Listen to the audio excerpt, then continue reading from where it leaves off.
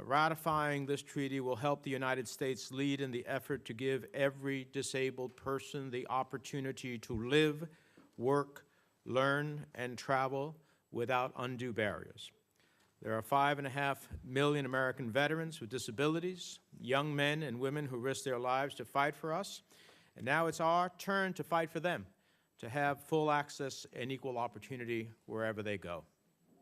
138 countries have already ratified the treaty, but protections won't come automatically.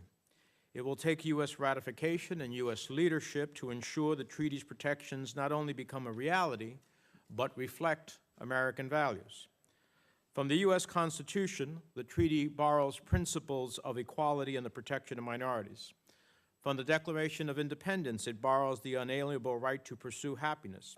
And from the Americans with Disabilities Act and other landmark accessibility laws, the treaty borrows the concept of reasonable accommodation. By ratifying this treaty, we will be advocating for the adoption of American values around the world. At the end of the day, if we fail to ratify the treaty, the U.S. point of view and U.S. interests will be marginalized.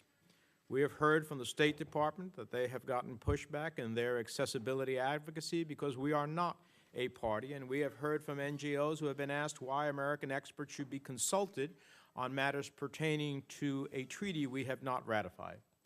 And American businesses, the greatest accessibility innovators in the world, have expressed the fear that our diminished standing on disability rights could mean markets for accessible goods might not expand as quickly as they otherwise would. And in the future, our businesses might very well have less success advocating for U.S. accessibility standards, creating the possibility that the world will adopt standards incompatible with American standards that have proven so effective.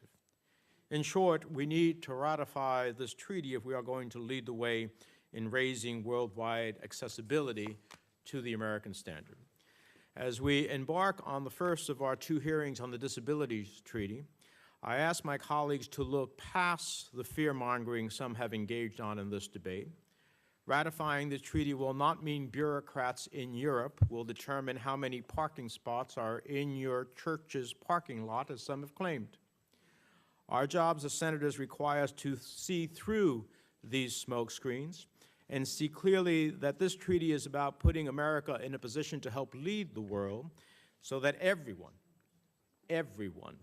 has the opportunity to fully achieve their dreams and fulfill their God-given talents.